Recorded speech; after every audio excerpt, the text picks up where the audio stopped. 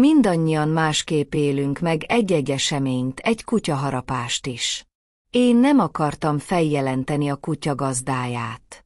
Nem akartam sem neki, sem a kutyájának rosszat. Bíztam benne feltétel nélkül. De ő nem így gondolkodott rólam. Később megtudtam, hogy mindenhol azt hangoztatta, hogy a harapás kizárólag az én hibám volt. Minden felelősséget rám hárított. Közben a kezem állapota egyre romlott, így augusztusban visszamentem a kezelőorvoshoz.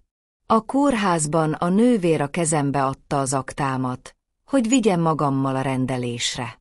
Várakozás közben belelapoztam, és döbbenten olvastam feketén-fehéren, hogy a kutya gazdája hivatalosan is azt állította: a harapás az én hibám volt.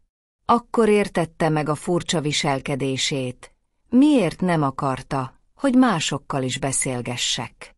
3 hónappal az eset után feljelentést tettem. Nem volt könnyű döntés, de éreztem, hogy muszáj megtennem.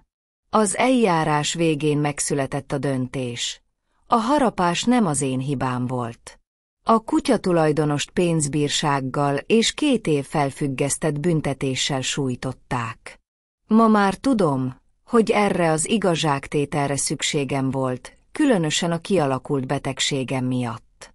Ami viszont elkeserít, hogy a kutya a mai napig póráz nélkül van sétáltatva, mintha mi sem történt volna. Egy kutya mindig a gazdája felelőssége.